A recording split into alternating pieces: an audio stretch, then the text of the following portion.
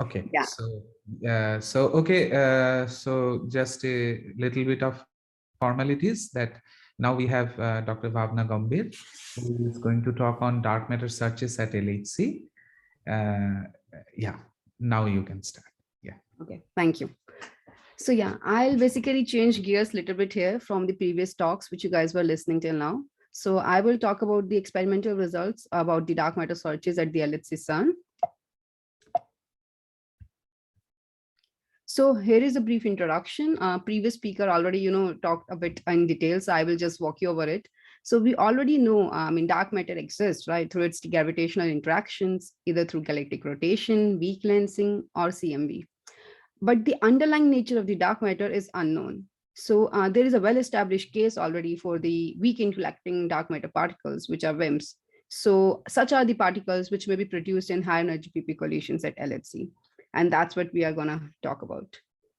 So before starting, we have to see what is the signature that we are talking about. So what is the signature of dark matter? That is the question we have to ask ourselves. So dark matter is assumed to be weakly interacting, so it will not leave any signature in the detector. So what will happen that we can only record these events if the dark matter is produced in association to a visible or a detectable particle. So in that case, the total transverse momentum in the event has to be balanced, right? So because the initial transverse momentum is zero, so after a decay has happened, after we have produced the particle, the total transverse momentum has to be balanced. And if we are saying that we are requiring this dark matter to be produced in association with a visible particle, let's say in this case, it's a jet. As you can see in a picture here, we have a jet, which is, visible particle, and then dark matter will be produced in association with this. So then in that case, the observable which will be required to talk about dark matter will be missing transverse momentum. And that is what is defined as the imbalance in the transverse momentum of all the particle that interacts with the detector. So we can say the existence of PT-miss in the event would imply the dark matter existence. But it's not that straightforward, and I'll tell you why. So there are different challenges that exist with missing transverse momentum. Here is a plot I'm trying to show you here about the missing transverse energy from subset of data. So what happens is there are spurious detector signals which can also result in the fake MET signature, okay, that we have to identify and suppress. So anomalous, this high MET can be due to many reasons. There are particles which are striking sensors in the EKIL photodetectors. There could be beam halo particles. There could be EKIL dead cells. There could be noise in photodiode and readout box electronics in HKIL. So this is some of the reasons. And how it would appear is the following. You can see in this plot, here I'm showing the data, which is this circle ones. These are before cleaning, before we have cleaned all the sources which I talked about. So if we don't clean this, we may think that we have discovered something, but that is not the case. So we have to be very sure that we remove these anomalous events from the data before looking for the any final state. So if once we remove the data, once we do this cleaning, the data is in this black circle, you can see that nicely matches with this other standard model prediction. So this cleaning is very much required. And this is one of the major challenges that we have to make sure the missing transverse momentum is measured very well at the detector. Okay. So now that brings me to the question, how do we search for dark matter at the experiment? So both the experiments, I'll walk you over different results from CMS and Atlas. So I'm talking in general for both the experiment here. So both the experiments search for dark matter in different ways. There are three ways: simplified models, Higgs portal, and 2HDM plus A. So let's start with the simplified dark matter model. So this particular model basically captured the essential features of a variety of dark matter signals through a minimal set of parameters. We want some minimal set of parameters to basically talk about the dark matter. So what is happening is, if you look here, dark matter can be produced at the LHC. We have proton-proton collision happening. We have a mediator here. Then that is giving us two dark matter particles. So what are the parameters of the models? It is the spin parity of the mediator mass, dark matter mass, then mediator coupling to quark, which is GQ, mediator coupling to dark matter, which is GDM. And this is a simplified model which has been discussed with both phenomenologists, theorists, and experiments. And this is what we use to basically talk about dark matter in different final states. So what happens? Let me go back here. So as I mentioned, you have this dark matter here. Now that matter will be undetected. So what you have to have some ISR radiations which are coming from the incoming pattern. So it could be either photon, it could be either jet or Z boson, etc. So let's first talk about the monojet final state, which is the most sensitive final state in terms of the simplified model for the dark matter. So what we do in this one, we search for physics with particles that decay invisibly in association with a jet. So search is performed in two categories. What is happening is you have QQ, basically you have a mediator Z prime, which is decaying to dark matter particle, and you have a basically a jet, which is coming from a fragmentation of a single quark. So this is what is giving a jet and missing transverse energy. So this is one state, monojet. Then you can also have mono V, where the jets will come from a hadronically decaying V boson, which could be either W or Z. So you have jets which are coming from here, and then a dark matter particle coming from the mediator. So there are many physics models which can predict such an experimental signature at the detector. So walking you over a bit about this particular final state. So as I mentioned, signal region is, we have a jet in the final state, and we have a missing transverse energy, which is coming from the dark matter particle.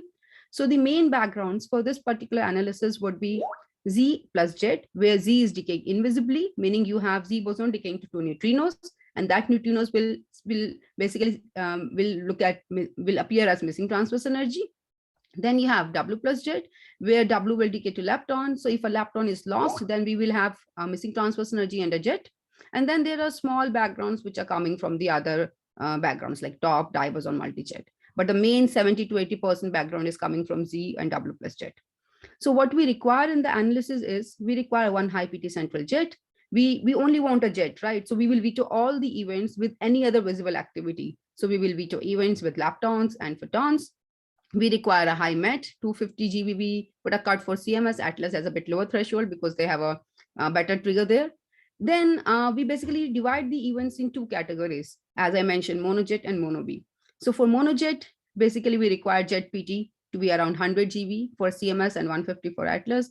And Atlas do not consider this mono V category, which CMS has, and there the jet is a bit boosted. So the PT will be 250 GeV. So we talked about the basic selection. Then how do we basically estimate these backgrounds? So both CMS and Atlas basically employ the data-driven techniques. Basically, we basically form 5 control regions to constrain the normalization of the standard model backgrounds. Single electron, single muon, double electron, double muon. Single top for the Atlas uses that, but photon is the control region where CMS uses. And here I'm showing you a control region plot for the W mu control region from both Atlas and CMS. And you can see how nicely we model the data. See, data is very nicely modeled with the standard model background expectation. The uncertainties are shown here. And you can see we have like around even 1 TeV also. I mean, we don't have a lot of uncertainty. So all these things are basically considered very well in the analysis. So how do we do the signal extraction? So it is done based on the MET distribution. What we do, we have an unconstrained parameter per recoil. Recoil is basically the MET per category and year. So we have these many bins. Whereas if you see the Atlas, it has 13 bins, we have 22 bins. And this matters actually because your sensitivity depends on how precise you're measuring the distribution, right? And the signal and control regions, they are linked together with the bin transfer factors. So we have the signal region, we have control region. The Z nu background is estimated through the control region ZEE, Z mu mu, and single photon. Whereas W background is estimated through, if we consider there is a lepton, then we estimate through the control region of W electrons and W muons. So at the end, what we do a simultaneous fit of the signal region and control region. And that is where the theory uncertainties are basically very important. I mean, we get these corrections from the phenomenologists, they have been implemented, and that is where they reduce, because we are basically doing a maximum likelihood fit of the signal and the control region. In the transfer factors, uncertainties reduces because we consider Z over W transfer factor also. So then in that case, here brings me to the final plot distribution of the missing ET. Here is from Atlas, here is from CMS. You can see one thing, that at least Atlas at around 1 TeV, they have lower uncertainty overall compared to what CMS has. And this we realize is because of the following differences I mentioned here. Just to tell you, main difference what I see here is that CMS does basically, for the background fit, CMS uses 3 regions and bin by bin fit, whereas Atlas uses just 1 year inclusive fit. So there is one free floating parameter from monojet in this case. But for us, it is like 3 into 22 for monojet plus 3 into 7. So this is quite explicitly done. But even though they have fewer bins and more aggressive fit, if we talk about the, the limits, we are not, both the experiments are not very different. So since we don't see any disagreement between data and the standard model expectation, here brings me to the results. So here's a 2D exclusion plane of the dark matter mass versus mediator mass. Initially, I mentioned we have 4 different parameters. So the couplings are fixed here. And then you can see this is a plot from CMS that we are basically excluding up to 2 TeV for the mediator mass. And the plot is also done in the coupling versus the mediator mass plane. And you can see we are excluding till here. So the goal is that you can probe higher and higher masses and then lower and lower coupling. And just a word about the reinterpretation. So CMS and Atlas actually provides a lot of things for the phenomenologists or theorists to reinterpret the data which we have. So in CMS, we have provided Hep data in form of signal generation card, cut flows, simplified likelihood. And the main thing which came up recently is the MAD analysis interpretation. And you can see, I mean, the distribution of one of the signal model, which is a large extra dimension model, is compared with the Delphis and MAD analysis, and it looks pretty good. So basically, the phenomenologists can basically use our data and reinterpret for the different signal model in the same final state. Whereas Atlas on the other side provides very interesting thing. They provide limits on the visible cross section for the different PT recoil, and that could be used. I mean, this is like a very simple information and can be used to reinterpret again for the different theory models that people have. Then the main thing is comparing to the rest of the world. So here, this is the Atlas exclusion on the basically this is the lower limit on the cross section as a function of the dark matter mass. We want to compare with the direct detection experiments. And you can see for the light dark matter mass, basically, which is lying here, we have higher sensitivity compared to the other blue region, which you can see here, where all the different experiments, like for the vector mediator, it's the xenon, panda, etc. We see we are a bit sensitive here, which is not covered by the direct detection experiment. Then moving on to another analysis, which is monophotons. So here, basically, instead of a jet radiating from the incoming quark, we have a photon which is radiating from the incoming quark. And Atlas has published analysis, where CMS, the analysis is still going on. So the main thing is they require a photon, which is with PT greater than 150 GeV. They have a high MET. And the interesting thing which they do here is something which is called a simplified shape fit. They make 7 regions which are called inclusive categories. And then these are called, last 3 are called exclusive, where they are considering the shape of the MET. And then they use this last 4 categories to do a simultaneous fit between, again, signal and control region. And then they estimate their background. So this is the improvement on the analysis with respect to their previous analysis. Whereas in CMS, we use photon PT shape. We were always using that. So we are anyways implementing the shape. So that is already taken care of. So then if we compare to the rest of the world, include everything, monojet is this yellowish greenish line. This is monophoton. This is mono Z. So you can see monojet, of course, is the most sensitive analysis there. We are excluding around 2 TeV. And if you compare with the other analysis like dijet and dilepton, when we assume Z mediator decaying to visible particles, they can also put some constraint on the dark matter. So everything gets excluded. You see, right? These are all, so all this region is excluded. But this is actually a play around with this coupling. If you change this coupling, it's 0.25. If you change 0.25 to 0.11, everything comes back to the square one. So don't, misread this plot. It actually matters what is the coupling of this 0.25 and how is the lepton coupling is set. I had a quick clarification. So this assumes that the dark matter is a fermion dark matter, is it? Right. Now, let me move on to the another model, which I was talking about, which is 2HDM plus A model. It's very interesting model, came up recently, I would say just 2-3 years back. So it's a more complete benchmark model. It has the ultraviolet complete and renormalization. So it basically assumes the standard model Higgs boson is a part of an extended Higgs sector with 2 complete Higgs doublets. So this model has basically 14 independent parameters, but at the end, it will be reduced to 5 free parameters because we assume few things. So the 5 free parameters are heavy Higgs mass, the pseudoscalar mediator mass, which is this A here, the dark matter mass, because A is decaying to 2 dark matter particle, the mixing angle, and the BeV ratio, which is tangent beta. So the important thing which one has to keep in mind for this particular model is at low tangent beta, the GGF, because there will be 2 mechanisms through which you can, generate this Feynman diagram. One is this is GGF, the another one will be BBA. So at lower tangent beta, the GGF mechanism will dominate, and you will see that in the exclusion plots, and higher tangent beta, the BBA mechanism dominates. So this particular model has a very interesting thing that you can, explore variety of detector signatures, dark matter in association with. One could be a Higgs boson, and then again Higgs can decay to different final states, so you can have a lot of plethora of final states here. And then there could be Z boson, where dark matter is produced in association with Z boson, so that will be missing ET plus Z signature. So let me walk you over a few of the results. So let's talk about the mono Could I just ask for a quick clarification that two Higgs doublet plus one singlet, is it? So this A is a pseudoscalar, right? Okay.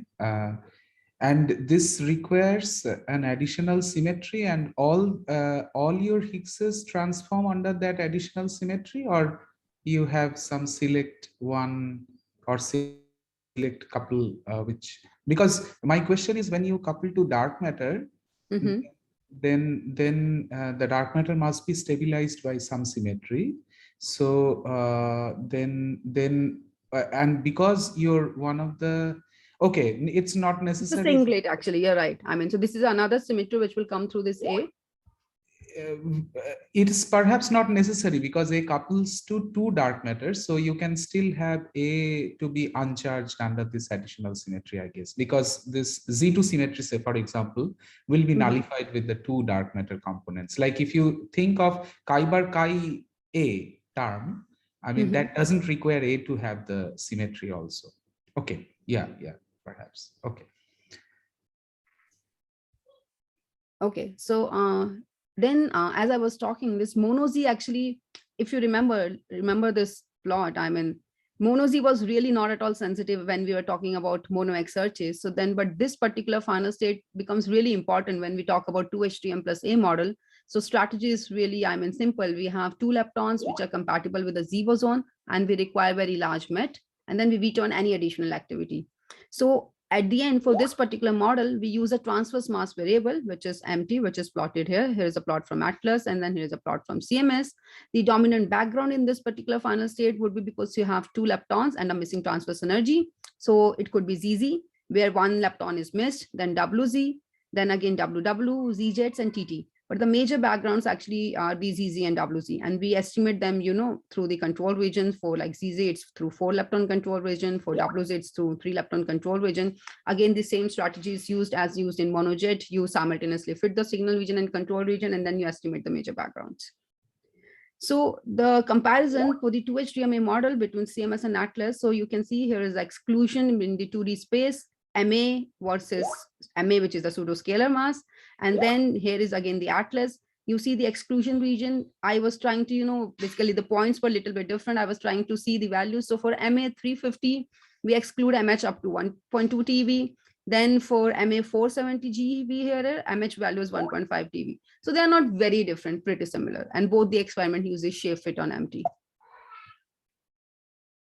Then there is another final state, which is the most sensitive one, which is mono Higgs, which can be used, as I mentioned earlier. So you have basically A, which is decaying to pseudoscalar A in association with a Higgs boson, and then the pseudoscalar A is decaying to dark matter particle. So in this particular case, Higgs can decay to BB bar, right? So then we can have the two categories here. It could be either the 2B quarks you are able to resolve, or you're not able to resolve. If you're able to resolve, then we have a resolve category. If we are not able to resolve, it's basically a boosted jet with B jet, which will be forming.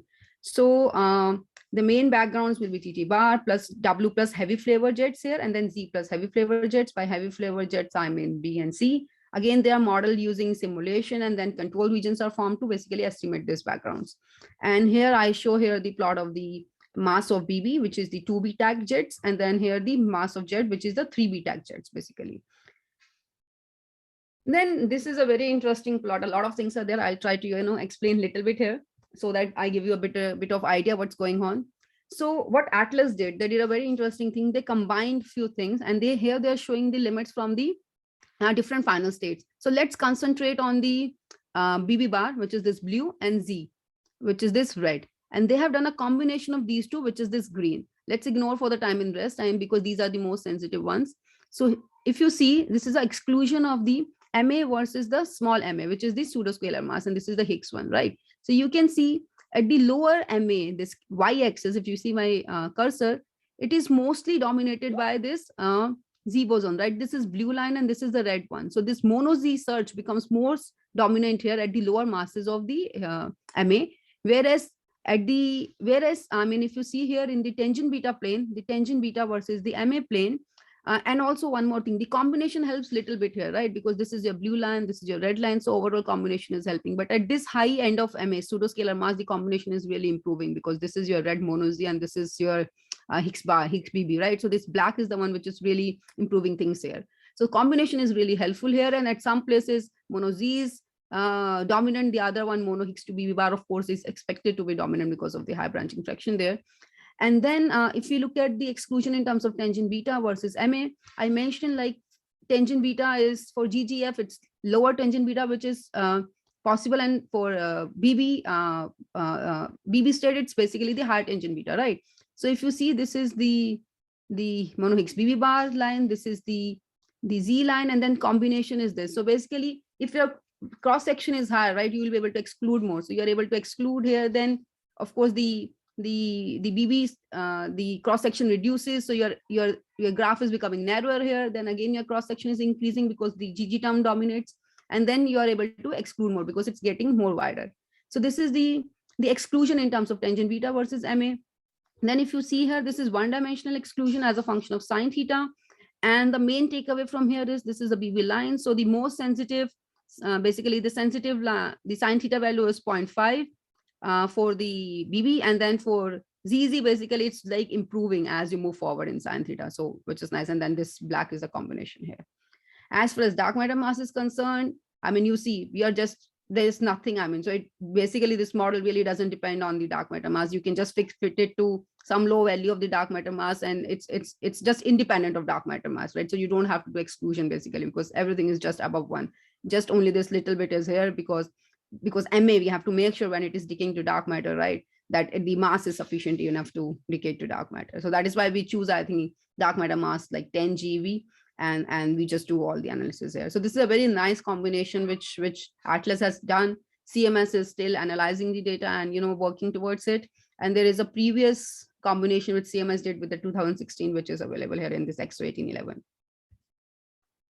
Then moving a little bit of gears here. So we talked about like dark matter in terms of, okay, mono Higgs final states, mono X final states. Now there is new plethora of, models coming up, which is like dark photon. So there's another way to search for dark matter. So what we do here, we look for decays of a Higgs boson, which is a mediator here, and which will decay further to a dark photon in the standard model particle, which is a photon here. So the final state, which is considered here, is VBF plus photon plus MET, because you have this VBF decay, you have two jets coming from here. So the signature here is that Higgs is produced via this VBF, whose decay basically will produce two isolated photon plus missing ET coming from dark photon and two forward jets. So this is the first search which basically has been performed in CMS, and it looks for undetected particle, which is MET plus isolated photon in the VBF channel. This search is really limited by statistics. As you can see here, here is the transverse mass analyzing the full run-to data, and you can see how many events we have as such here. But I mean, this search could give us some upper limit on the branching ratio for Higgs decaying to dark photon, and this search gives us like 0.034. And there was another search which was done in the ZH channel, which is linked here, and it is 0.046 from there. So overall combination really helped, and we are now 0.029. And this is the first results, I mean, which is giving us some constraints on the dark photons from the CMS side. Atlas has also done this research. I think I'll talk about it in next slides. Okay, my time is limited. I think let me go to Higgs invisible. So this is the last section which I'll cover. So as I was talking, so this is a third way through which we can talk about dark matter. So we know the Higgs decay branching fraction basically allow decays to invisible particles like up to 20%. So you produce the Higgs, and then we say Higgs can, just decay invisibly. We don't know. It could be dark matter also, right? So there are all the different decay, the production modes which can be allowed: gluon fission, BBF, associated production, and then with top quarks. So the main sensitive one, which is the VBF Higgs invisible, this is the search which is done by Atlas. It is a very prominent signature because you have just two forward jets, right? And they have large eta separation. So you can have this, make sure that the dijet invariant mass will be large. And then you have a moderate PT miss, which is the MET. So, but the backgrounds are quite similar. So again, Atlas basically employs a control regions to model the main backgrounds, which is W and Z. The strong here means the W, basically the production is up to alpha 3, and then electroweak means up to alpha 5. So there is no deviation from the standard model obtained, and the observed limits on the branch, the B invisible is 13% from this particular search. CMS has done a particular same search in the Higgs invisible, and this is analyzing the full data. It's public yet, but the paper is not yet out. So I can just simply say that the limit on the branching ratio for the Higgs invisible coming from CMS is 17% observed and 11% expected. So it's pretty similar, I mean. But Atlas, yeah, so this is the analysis which I talked from CMS side, the VBF Higgs invisible plus photon. It is very interesting. I mean, they have done the same analysis. They have the dark photon interpretation, but from CMS side, we could not put a limit on the branching ratio of Higgs to invisible from this analysis because of different reasons.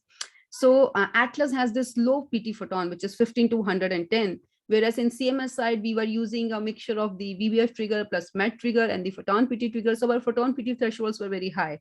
And then they also use this another thing, which is like deep neural network training to discriminate between signal and background. And I think that also gave them some sensitivity, because from the CMS side analysis, we were not at all sensitive to this model. And it's nice to see that Atlas has put some limits on the Higgs to invisible model from this particular final state, and it is 37%. I mean, fine, it's not very sensitive, but it's still there. It's compared to monojet, I would say. Then here is the Higgs invisible combination. So this is a combination plot from Atlas side. So they have done a combination of the TTH and VBF, and the combined best limit for the time being is the Higgs to invisible final state is 11%. And this is after the combination of run 1 plus 2 using these two particular modes. And the work is ongoing. I mean, they are adding more channels to it. And from the CMS side, we do not have yet a full combination, but I already showed you the VBF results, and we are already at 11% there in expected. So I mean, we really hope to see something better, I think, there when we combine all the different modes.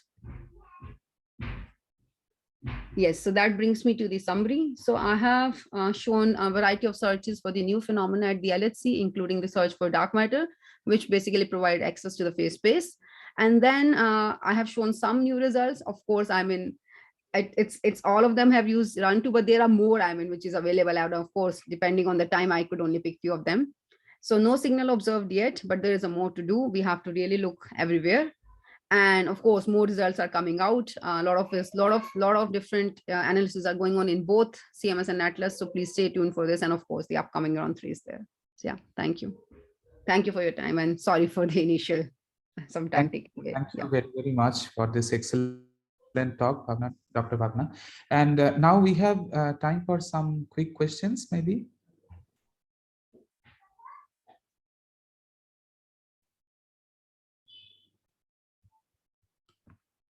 Okay, maybe I can ask a couple of questions in case you don't have any. So I was asking about this specific model that you considered. So you considered a pseudo scalar, right? To couple to the dark matter, right? 2 HDM plus A, right? 2 HDM plus A, right? Yeah. So there, I mean, why this has to be a pseudo scalar? I mean, what is the problem if you just consider a scalar? I mean, what I understand was the initial model, which was there, which was 2 HDM. Okay, it was not complete. I mean, ultraviolet complete and renormalized. So that is why a pseudo scalar was added to make it complete, more complete. I mean, because earlier we were studying just 2 HDM. So that was the first case that was done. Okay, no, maybe 2 HDM couldn't, just give you the freedom to couple to dark matter, because they would be severely constrained by the direct search, because they will be part of the doublet, right? No, but because Z prime was decaying to Higgs and then to, dark matter particle. No, so but Z prime means that you have an extended gauge sector also. Right.